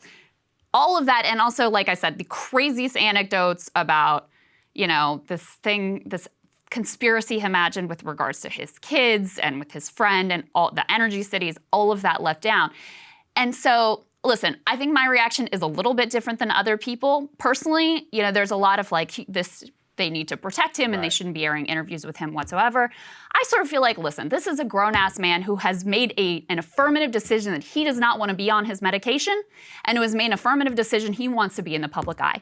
But if you're going to do that interview, you can't cut and paste it and try to massage it to make it into the thing you want it to be. The whole purpose of this interview was set up by Tucker was to show how he's not crazy, and then you cut the craziest shit out of the interview. Blatant propaganda. That's the problem with the cable news interview style too. Just the cutting and the pasting and the way it's done. It's you can basically weave whatever you want. By the way, we've never edited an interview here once. Yeah. I think maybe unless somebody not even misspoke, but said lost their train of thought and said, "Can I answer that question again?" Yes. Okay, sure. Yes. But yeah, so listen, there is a time and a place for a formal sit-down edited interview. Yes. There are different ways that you can do interviews. Most of cable news is actually just live. And there's no edits, it's live, it happens, whatever happens, happens. There are formal sit-downs. The Jake Tapper Biden interview was a formal sit-down. I'm sure there were parts that were edited out. Yeah, they were edited, yeah. There is a journalistically sound way to do that, and there is a journalistically fraudulent way to do that. The sound way is, if you have some topic that's off topic that you just don't think is relevant, you cut the whole thing out. But it's not, imagine if in that Fetterman interview, for example, NBC News had cut out the places where he struggled for his words. yeah, that'd be outrageous. And selectively edited it that way so that they could say judge for yourself that he's doing great after his stroke. That would be completely fraudulent. And that's effectively what Tucker did here with Kanye, was cut out all of the craziest parts to present a fraudulent image of how this man is actually doing. And it didn't even work because the clips ended up leaked. We're still right. Well, and the interview itself was still pretty out there. But it was a little bit more in the rails and didn't contain some of the most blatantly anti-Semitic comments that he made during the My interview. takeaway is don't try and make any of these people your political heroes whenever they're literally all off their rocker. It's this lady look, he's mentally ill. I feel really bad. That stuff that he's saying, he sounds like Bobby Fischer did in his later days. That actually reminded me of that. Bobby Fischer also, was the genius, the chess prodigy, and all of that. He lost his damn mind. He also was deeply for some reason, mental illness and anti-Semitism and that specific brand go hand in hand. It's the conspiracy mindset. And that's the thing is Kanye obviously thinks he's very special. He thinks he's world unique. And the reality is, I've known people who are suffering from very similar mental illnesses, and it's not unique. Everything he's doing here is classic behavior, including the unwillingness to take the meds, by the way, because he feels like this way that he is in the world is what makes him genius and special. And he doesn't want anything that's gonna tamp that down, which is why I guess I have less of a reaction of oh, we have to protect him and you shouldn't air the interview at all. No, he's a grown man. He has decided he doesn't want to be on the meds. And there, are consequences for that, and even consequences with regards to what his relationship with his kids are and what Kim's gonna be willing to tolerate in terms of having him around the children. Those are things that he has chosen for himself. So, but if you're going to show the whole ugly picture, you got to show the whole ugly picture. The follow-up to this is he had, I guess, recorded a podcast interview also with LeBron James's. Yeah, and they decided just not to and air they just decided to pull the whole I think thing. that's stupid. They should air it. Yeah. I either think you should pull the whole thing or show the whole thing. Right. I don't think you should selectively edit out the parts that you don't like. You've got to, you got to be transparent with all this. I agree with that completely. Krystal, what are you taking a look at? This morning, I have an absolutely made in a lab perfect story to share with you. It's a tale of money, culture war, and extreme political brain rot. So let's just jump right in, shall we? This is from the Wall Street Journal. Here's their headline: How a new anti-woke bank stumbled. Glorify CEO Toby Neugebauer won over A-list investors to build a bank for people who consider Wall Street too liberal. Within months, it was nearly bankrupt. So here's what happened. Apparently, a group of right-wing billionaires gave money to this Toby fellow to start a bank designed to own the libs. Now, I know that sounds ridiculous, but that was literally the idea. Neugebauer himself, he's a private equity rich guy who plowed in $10 million of his own money. He joined up with former Mike Pence chief of staff, Nick Ayers, to launch this whole venture. And they were able to raise big money from some really big Republican heavy hitters. Peter Thiel, Ken Griffin were among the wealthy backers who ponied up cash, along with former Republican Senator Kelly Loeffler, Palantir co-founder Joe Lonsdale, and a lot more. Per the Journal, quote, the startup called Glorify initially aimed to launch with bank accounts, credit cards, mortgages, and insurance, while touting what it called pro-America values such as capitalism, family, law enforcement, and the freedom to celebrate your love of God and country.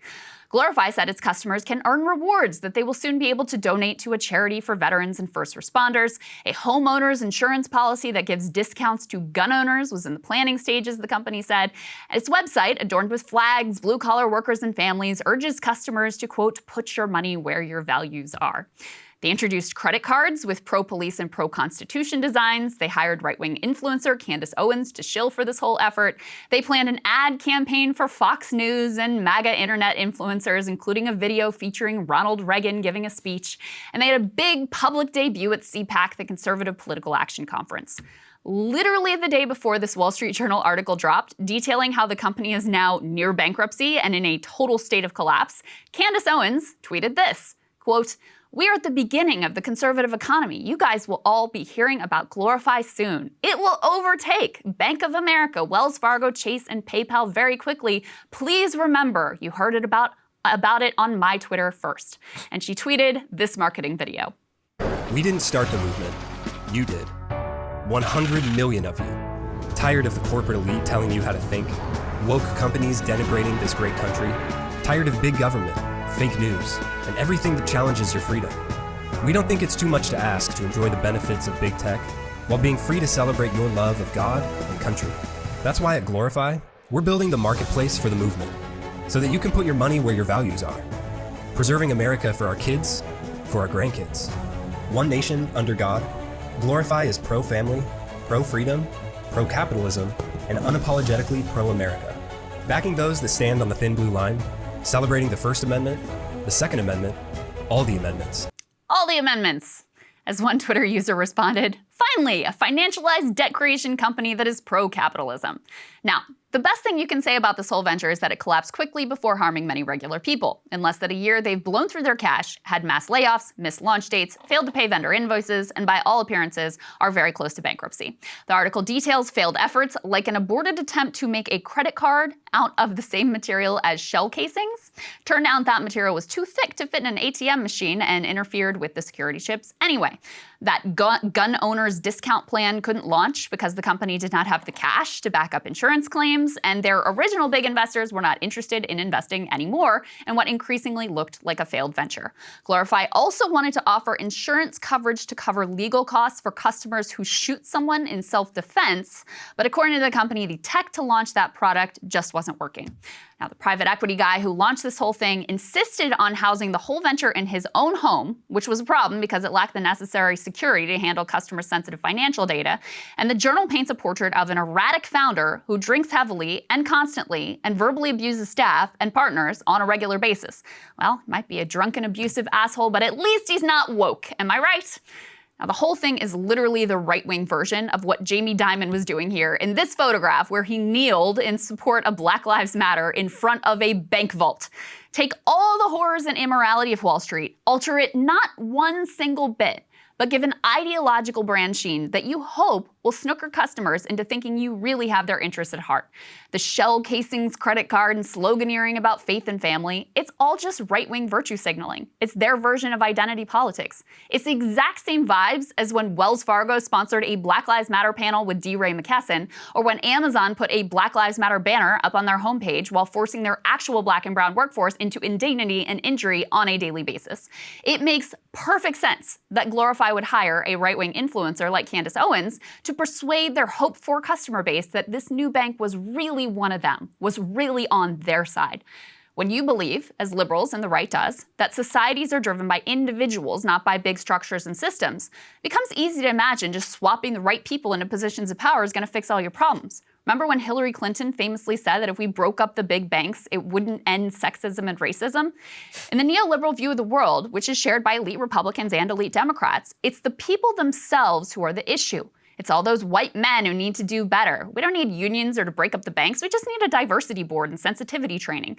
Or for the right, it's all those woke college grads who are screwing everything up. We need anti-woke patriots who will own the libs and say that a woman is a woman.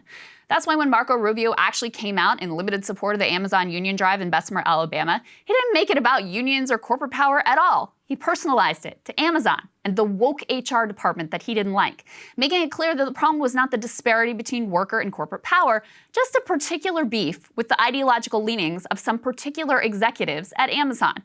That view, which focuses on the individual rather than the systems, makes it easy for you to get tricked by identity politics or culture war or virtue signal plays like this bank. It keeps you at the surface level, looking for good and evil people, rather than going deeper to understand the underlying rot that is leading to the terrible outcomes we're experiencing in America today. Imagine thinking that the real problem with Wall Street is some bullshit cultural posturing from the executive class about the environment or about diversity, and not the way that the whole thing is just a machine for funneling money to the top while immiserating the masses. Imagine thinking it's the Wall Street commercials featuring like biracial families that are the real issue here, and not the fact that they perpetrated a mass fraud on the entire world that nearly collapsed the entire global economy.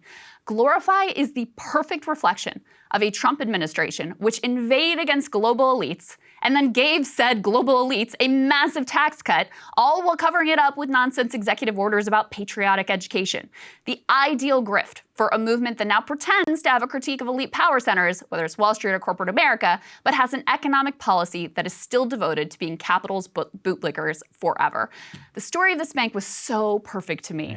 Just put the whole ideological gloss over it, the right-wing virtue signal, and instant blows through the money, instant near collapse. Yeah, and it's a grift, which is, oh God, it's like more fraudulent than the banks, which takes skill. But really takes a lot. Yeah, I mean, running it out of his house. Running it out of his house, flouting regulations, selling all that crazy insurance. It's like, whoa, it was an entire, what was it? Also like the anti-woke phone, the censorship phone. Remember yeah, that this? It was the same thing. It's like, first of all, how does she not learn her lesson? I guess, look, the point is that the people who follow her just don't care enough in order to hold her accountable. Well, and can you imagine if you were shilling this type of stuff to our audience? I mean, it's like Kim Kardashian, getting paid for that crypto scam crypto thing. I mean, yeah. she's getting paid in cash. What harm is it to her? It's no harm to them, but I think it's disgusting, the fact that it collapsed, and it does really just show the veneer of if you focus only on identity politics, you're gonna lose all the way down. And, we shouldn't ignore, there are probably real people who bought into this, yes. who got fleeced. Yes. That's always where I'm gonna focus, the build the wall scheme.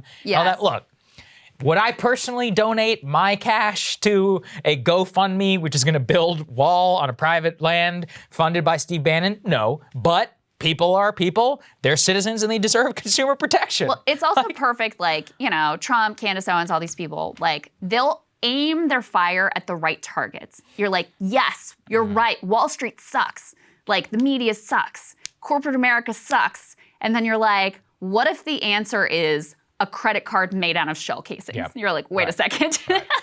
Somewhere we got lost along the way. So there's this fake critique that actually is just totally surface level, and ultimately they just want to swap out the people that are in charge. Gross. All right, Saagar, what are you looking at? Well, the world is on brink of nuclear war. Weirdly enough, it's already the second time in my professional life that I've even had to consider it. While the risk of an exchange today may be higher than it was at any time since the Cuban Missile Crisis, many people seem to have forgotten an earlier nuclear scare that may be able to teach us some lessons. In 2017, I became obsessed with the idea of a nuclear war, even in limited in scale. In fact, it's what really ignited my love and interest in World War I, because I was convinced any use of a nuclear weapon of any scale would change the globe in a similar fashion. At that time, Russiagate was in full swing and would eventually put us on the path to where we are today. But the real scare was North Korea. Try and remember the circumstances. North Korea, the hermit kingdom, under the rule of the mysterious and young Kim Jong-un. Jong-un, despite his Western upbringing, had bet the house on development not only of a nuclear weapon, but of an ICBM capable of hitting the United States to fully enshrine mutually assured destruction for the West. In 2017, he got there and he shocked the world. The Hwasong-14 showed capability to hit California from North Korea, officially elevating the hermit kingdom to one where a war with them wouldn't just be catastrophic for the Korean peninsula, but would incur millions of deaths here in the United States. And yet, this development, like those in Ukraine today, were dismissed by the Washington foreign policy elite. We had no choice but to continue our policy, which was not only sanctions, but the wholesale cutoff of relations and economic ties between North Korea and the rest of the world until they said they had to abandon nukes. Barack Obama famously, in his last sit-down with Donald Trump in the Oval Office, told him the biggest problem that Trump would face, probably in office, would be North Korea. And for a time, he appeared correct. Trump in those years was completely distracted by Russiagate and TV ratings. He effectively outsourced all of his foreign policy to the Washington elite. North Korea was no exception. After Kim Jong-un's missile test, he resorted to basically threatening Kim Jong-un with that famous line, "Fire and fury." Let's relive that.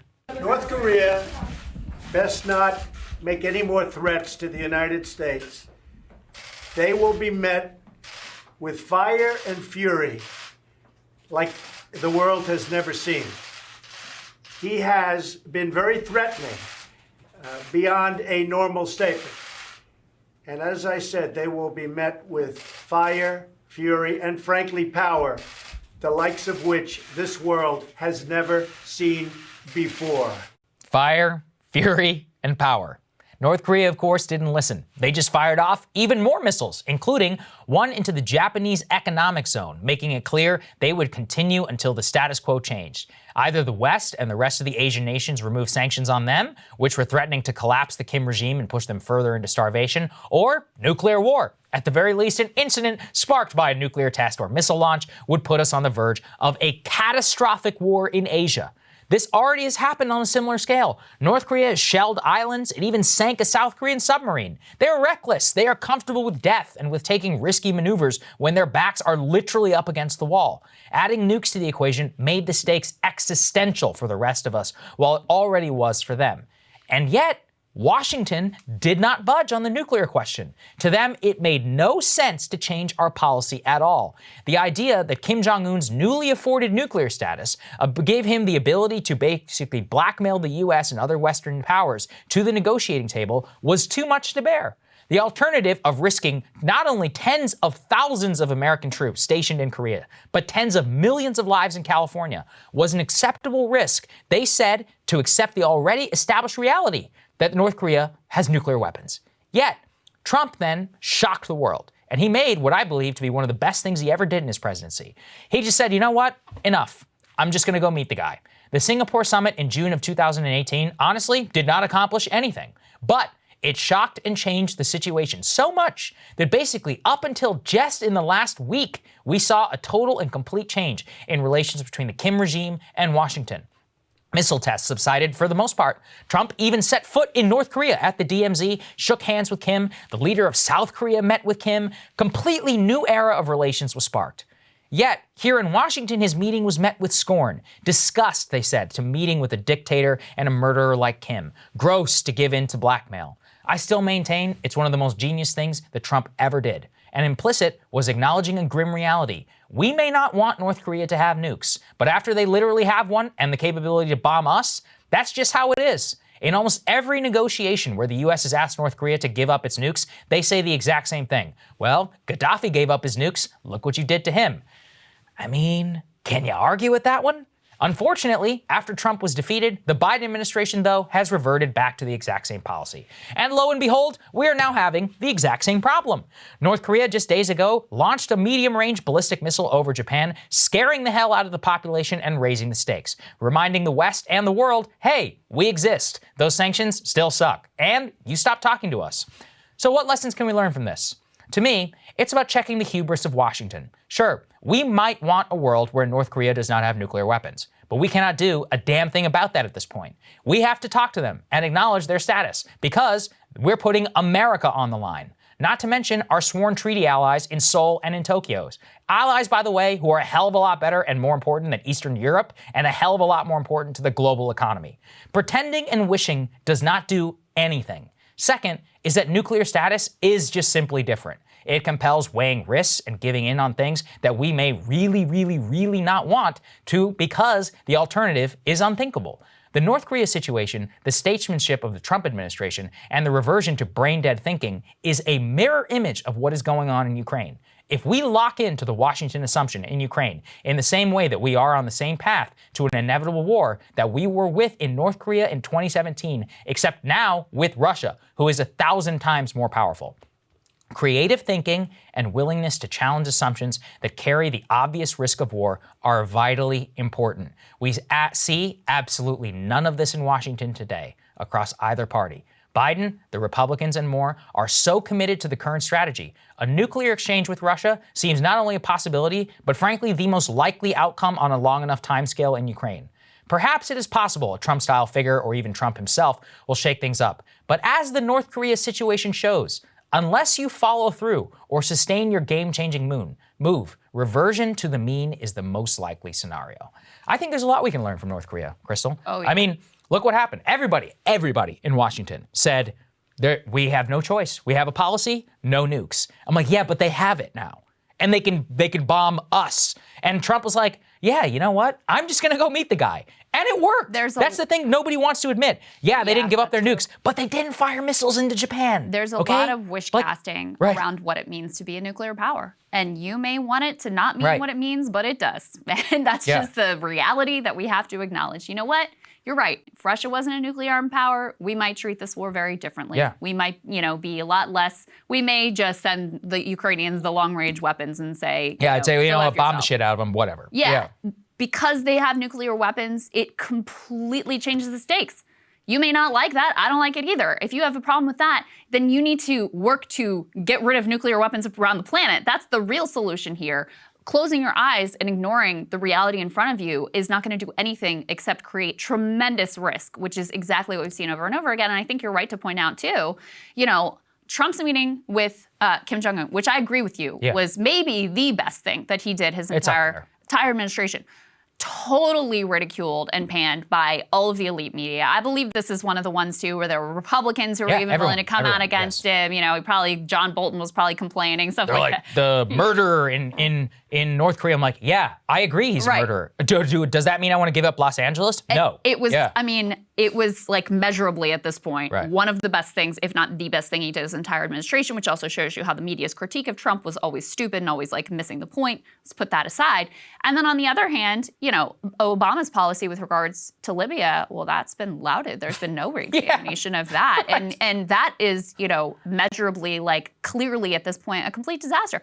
Something, not only does Un bring it up, but Putin brings it up as well. Yeah, apparently Putin obsessively watches the video of the beheading. Of Gaddafi getting a rod shoved up his ass, okay? That actually happened. Yes. Yeah. Yes. Yeah. So no re-examination of that. So that's just all a long way of saying how seriously you should take some of the elite consensus that forms in this town and how willing they are sort of psychopathically to put the globe at risk to hold on to their ideology and their money-making abilities. I totally agree. Let's take a listen from North Korea. All right, we got a great guest standing by, Congressman Khanna. Let's get to it.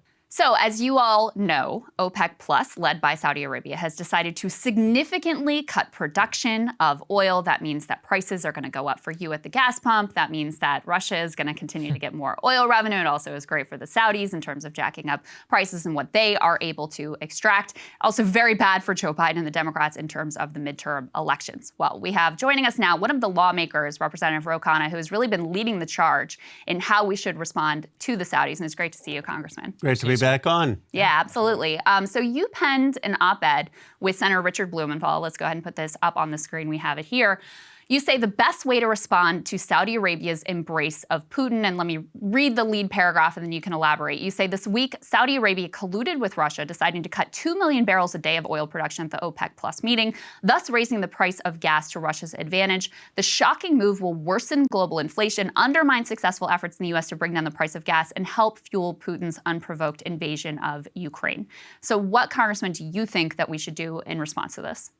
Well, let's just go over some facts. I've criticized big oil, but Saudi Arabia makes big oil look like saints. They are making 70% profit margins on their barrel of oils. They made $100 billion in 2022. You know who's not making money is Putin, because he's selling it at a $35 discount to China and India and other countries. So he pressured the Saudis to keep these prices artificially high. Now, we have done so much for Saudi. We give them 70% of their weapons. We have more defense initiatives. We need to stop all of that. It's not complicated. We need to stop all of that. We have tremendous leverage. So the president was asked about your legislation. He says that he's going to be reevaluating the Saudi relationship. John Kirby reiterated that. What confidence do you have here that the president, the administration, are they taking a listen to your legislation? Like we saw Senator Bob Menendez. Is institutional Washington paying attention to this? They are. I mean, Senator Menendez coming out was a big deal. But look, there are a lot of powerful interests at stake here. I mean, there are a lot of defense contractors that have business in the with the Saudis. There's been 40 years of relationships. There's a lot of lobbyists that the Saudis have. So it's not an easy road. When we passed the War Powers Resolution after Khashoggi, that was difficult. But this time, I think the ingratitude really has struck lawmakers. Democrats obviously being vocal about it, but even behind the scenes Republicans saying this is unacceptable. They may not say anything till after the midterms, though. Can you explain for people why it would be so significant if we completely halted arms sales to Saudi? Well, first of all, they couldn't fly their planes without U.S. technicians. I mean, that's just factual. They have U.S. technicians to fly their Air Force. So it would ground the Saudi Air Force to a halt. Second, they say, well, we'll look at China or Russia. They can't. It would take 5-10 years for them to actually get those arms. So they would not have a military response, and that they will blink. I mean, we have never threatened to stop the technicians, to stop the arms sales. And between 2017 and 2020, look at it. We have more defense agreements, defense initiatives with the Saudis than probably almost any other ally. And a lot of it's being produced, creating jobs in Saudi Arabia, not here. Yeah, I mean, the president of the UAE, even after this, Congressman, still went to go meet with Putin, what I find extraordinary. So it was like literally the next day, The next day, he was like, I'm still going. He's like, I'm going to go meet with Putin. I mean, the Gulf clearly doesn't take this threat seriously, or at least not yet. With this legislation, how quickly do you think that they would respond? Would they pay attention? Is Riyadh, in effect, taking this legislation and this initiative seriously, this conversation? They are. And MBS, who's the leader of UAE, has a rivalry with MBZ of the Saudis. So they're competing for Putin's attention, which should send a message to the United States that we need to be more serious here. They would take it very, very seriously if the president just takes some action. If he doesn't want to suspend all the arms sales, at least pause the Patriot missile sales that are impending. Make sure that you're not going to send technicians. But there has to be a consequence. And the consequence can't just be we're going to stop the talks or we're going to do something diplomatically. Right. There needs to be real teeth. They obviously don't care about that. I mean, have you had an engagement with the president or anybody right around him about your initiative here? I have. I mean, candidly, I've spoken to Jake Sullivan. I've spoken to others. Senator Blumenthal has. They've assured us that they will do something significant. They don't need Congress. I mean, Congress can compel them to do it. They have the power to do it themselves. And what I've said is that the new generation in Congress, we don't have this 40-year history with the Saudis. We see the Saudis as being responsible for the brutal war in Yemen, the biggest humanitarian crisis before Ukraine. And we see them fleecing the American public at the pump.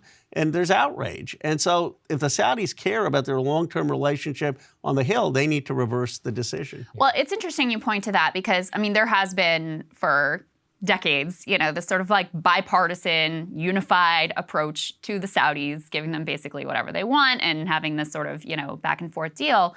And it seems to me part of what has snapped and broken here is a sense that the Saudis have picked partisan sides, that they prefer Donald Trump and they prefer the Republicans, and they're happy to jack up gas prices right before the midterm elections. And so it seems to me like part of the, really quite unprecedented response from Democrats here, including specifically Senator Menendez, is this sense that the Saudis have decided to be partisan actors and effectively interfere in our elections. Chris, I agree with you. I think the partisanship, the timing of it has upset people like Senator Menendez, and also the alliance with Putin. That is quite unprecedented. I mean, the Saudis were our allies precisely during the Cold War because they were seen against Russia. They helped us with the Mujahideen in Afghanistan. And now it's coming full circle that they're actually supporting Putin. So they are really miscalculating here, but we need decisive action. I think the president needs to have a primetime speech, and he needs to say, you know why you're paying more than $4 at the pump, $6.50 in my district, but $4? Yeah, it's crazy. I mean, it's a big deal, and it's a big deal for November. One of the reasons is big oil that is making all these profits, and the other reason is the Saudis. And here's what we're going to do with the Saudis and lay it out. But it can't just be considering in press conferences. There needs to be decisive action. How do we put this in the context of the president's trip? What were your thoughts on the president's trip there to Saudi Arabia? Like, was it the right move? I mean, clearly it didn't work. So why should they take it seriously? They're like, look, at the end of the day, he came here. He's like, we could spit in his face. I mean, at this point, why should they take Biden's threat seriously when he said he was going to make Saudi the pariah of the world and still bent the knee to MBS in a way by going over there and shaking his hand, or giving it a fist bump. The fist bump. Yeah. Saagar, I mean, look, Senator Sanders and I opposed the trip at the time. Yeah. Now, Monday morning quarterback is either, I'm not saying that, we were right and the administration made a miscalculation. We didn't think that it was worth legitimizing MBS given what was going on in Yemen. They thought they were going to be able to convince them for increased production and other considerations, and that obviously did not work out. Mm-hmm. So this was a slap on the president's face. I don't blame them. I mean, I disagreed with the strategy. I don't blame them for doing that. They had their strategy. But now that it didn't work, they need to take decisive action, or it would look like you can push around the United States. Another thing that's floated that, frankly, I don't totally understand the mechanics of is this, it's called the NOPEC bill, which would be the idea that we basically lift the protections that OPEC, which is a cartel, has had to block them from being subjected to any sort of antitrust legislation. What do you make of that approach? Can you help me understand the mechanics of exactly how that would work? And do you think that that would be a significant reaction to what the Saudis have done here? Yes, not enough, but we should do it. Let me explain it simply, if I can. Yeah. You know how big oil is making $20, $30 billion of profits, Exxon, Chevron. Well, it's the Saudis are making a lot more. They're making $100 billion. And what OPEC would say is Aramco and the Saudi oil producing are a monopoly. They shouldn't be allowed to make 70% profit margins. And you could sue them in U.S. federal court for their antitrust violations, for these excessive profits. Right now, you can't sue them for the antitrust prices because they have immunity by our law. It would take away that immunity. So it's a long-term necessary solution. It's not going to do anything for the price at the pump tomorrow or in the next few months. The only thing that can do anything is for them to reverse their decision or reconsider their decision. I reached out to Rima, the Saudi ambassador. I've known her.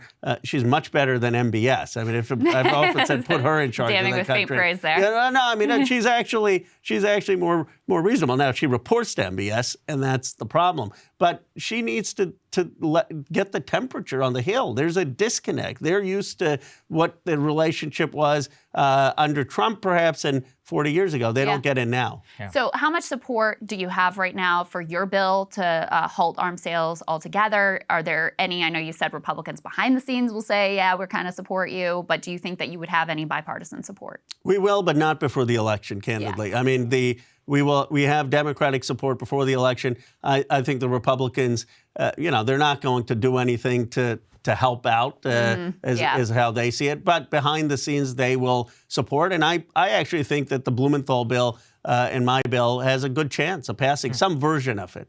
Well, I would hope to see that. And just finally, you alluded to this in your district, $6.50 a gallon. How much do you hear about this from your constituents, like in terms of the pain? A lot. I mean, look, prices are up. The inflation report wasn't great today. We have to be realistic. This is what's on people's minds, first top of mind, and we have to have a real plan, and it starts with going after the Saudis and OPEC. Well, I've been waiting a long time to see somebody introduce legislation like this, so I just want to say I appreciate it, and we thank you for joining us, sir. Thank you. Appreciate it. Yeah. Thank you. Yeah, absolutely. Our pleasure. Thanks so much for watching. We'll see you guys in Chicago, and enjoy Counterpoints.